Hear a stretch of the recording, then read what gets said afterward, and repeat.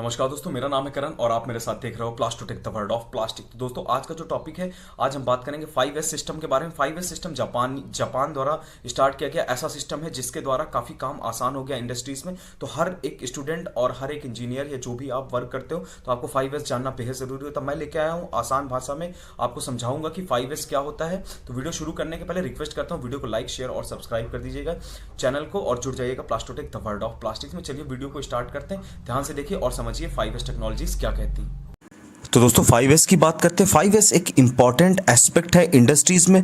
5S में होता क्या है कि आपकी इंडस्ट्री के सेफ्टी पर्पस एक अच्छा मैनेजमेंट सिस्टम और एक अच्छा एफिशिएंट वर्क सिस्टम के लिए बहुत ज़रूरी होता है। तो आइए जानते हैं 5S जो हैं, ये 5S बने हुए हैं। इसमें सबसे पहले सीरी, इसको हम बोलते हैं सीरी।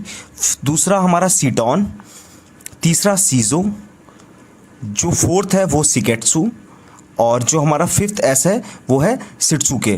तो दोस्तों ये जापानीज़ वर्ड हैं और थोड़ा सा दिक्कत हो रही होगी आपको, तो चलिए इसको समझते हैं इंग्लिश में। जैसे इसको पहला S है शॉर्ट, दूसरा हमारा straighten, third shine, fourth standardize और जो हमारा 5th है वो है सस्टेन। अब एक एक को समझेंगे कि क्या होता है शॉर्ट। शॉर्ट का मतलब होता है सही चयन करना, मतलब किसी चीज़ को हम एक सीक्वेंस में एक ऑर्डर में रखते हैं। जैसे कि आपकी क्लास का रोल नंबर होता है, एक ऑर्डर में होता है, तो आसानी होती है उस बच्चे को पहचानना। उसी तरीके से इंडस्ट्रीज़ में क्या होता है, शॉर्ट में जैसे कि आपको कोई काम दे दिया गया है और आपने अगर किसी चीज़ को एक अच्छे ऑर्डर में सही से चयन नहीं किया तो दिक्कत होती है, थोड़ा सा परेशानी हो। जैसे कि आप यहाँ पे देख सकते हैं, ये आपका वर्क स्पेस है। यहाँ पे चारों तरफ आप देखिए सामान बिखरा हुआ है। अगर आपको सडन कोई काम कहा जाए करने को तो आपको दिक्कत होगी कौन सा सामान उठाएं, और कभी कोई सामान मिलेगा कोई नहीं मिलेगा, तो इससे काफ़ी दिक्कत आएगा, टाइम वेस्ट होगा और वर्क एफिशिएंसी में कमी आएगी। तो इसके लिए हम क्या करते हैं, जिस सामान की हमें आवश्यकता नहीं है, ज़रूरत नहीं है, उसको हम अलग कर देते हैं, उसको हम होल्डिंग में डाल देते हैं, रेड टैग लगा देते हैं कि ये इस सामान का अभी हमें इस्तेमाल नहीं करना है और जिन चीज़ों का हमें यूज़ करना है सिर्फ वैसे ही रहता है। तो आप देख सकते हैं अब कितना खाली हो गया हमारा वर्क स्पेस, और हमने जिस मटेरियल की हमें ज़रूरत नहीं थी प्रेजेंट में उस काम के लिए, उसको हमने साइड कर दिया और एक रेड टैग दे देते हैं। तो आप देख सकते हैं 5S का रेड टैग है, इसमें हम लेबलिंग कर देते हैं कि भाई ये सामान की हमें आवश्यकता अभी नहीं है। तो इससे क्या होता है, वही सामान आपकी टेबल पे रहेगा जिस सामान की आपको ज़रूरत है, तो आप तुरंत उसको उठा के और अच्छे से सिस्टमैटिक वे में काम पर कर पाएंगे, वर्क एफिशिएंसी बढ़ेगी और काम अच्छा हो पाएगा। तो ये बहुत इंपॉर्टेंट है। सॉर्ट, जिसको हम जापानीज़ में सीरी कहते हैं और हिंदी में सही चयन करना कहते हैं।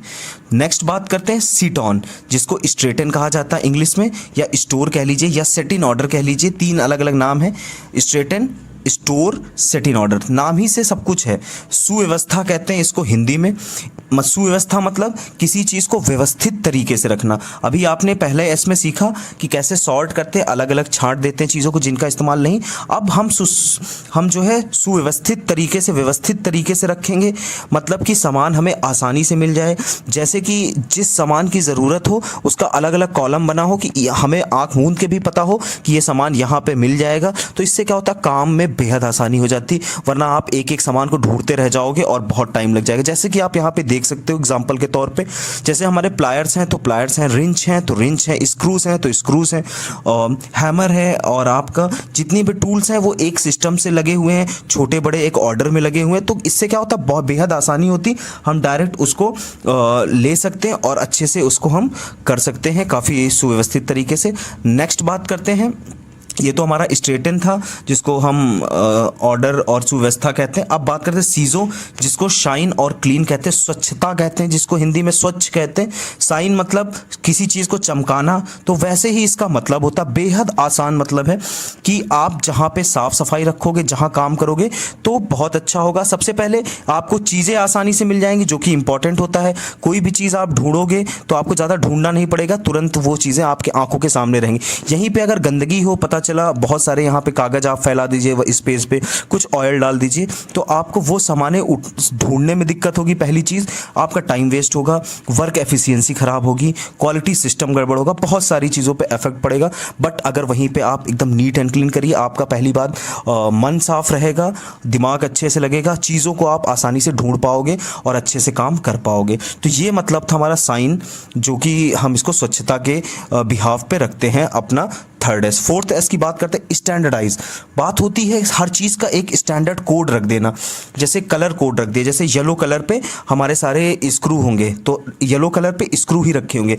एलन बोल्ट रेड कलर हमने दे दिया तो रेड कलर पे एलन बोल्ट हमारा रेड कलर पे ही होगा।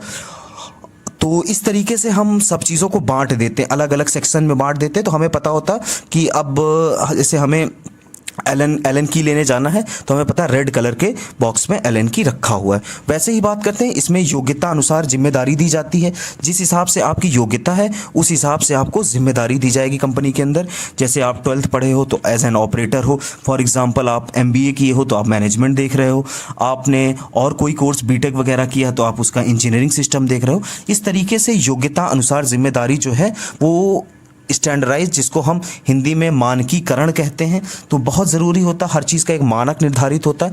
अब बात करते हैं, ये स्टैंडर्डाइज खत्म हो चुका। अब बात करते हैं फिफ्थ और आखिरी एस की, जिसको हम कहते हैं सस्टेन। सस्टेन का मतलब होता है हिंदी में अनुशासन।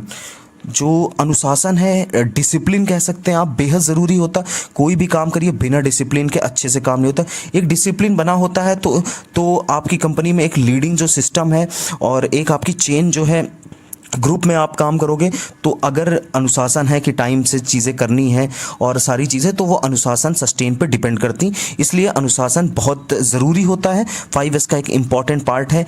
समय समय पे ऑडिट करना, एक अनुशासित वे में जब आप ऑडिट करोगे तो आपको पता चलेंगी क्या चीज़ें हैं, सही से हमारा फर्म वर्क कर रहा है कि नहीं। इससे क्या होता है, क्वालिटी सिस्टम बेहतरीन मेंटेन होगा। क्वालिटी सिस्टम के साथ साथ आपकी क्वांटिटी बढ़ेगी, प्रोडक्शन बढ़ेगा और साफ़ सफाई रहेगी और अच्छा एक एनवायरनमेंट में आप काम कर पाओगे। इसीलिए 5S जो है वो बहुत ज़रूरी है। इससे क्या होगा, आपके वेस्ट जो हैं वो ज़्यादा रिसाइकल नहीं करने पड़ेंगे, चीज़ों को वेस्ट ज़्यादा नहीं होगा आपका, और उसके साथ साथ क्वालिटी सिस्टम बहुत अच्छी होगी। तो इसके लिए हमारा जो 5S है बहुत ज़रूरी है। मिलते हैं कुछ नया लेके अगली वीडियो में, तब तक के लिए नमस्कार, जय हिंद, जय भारत।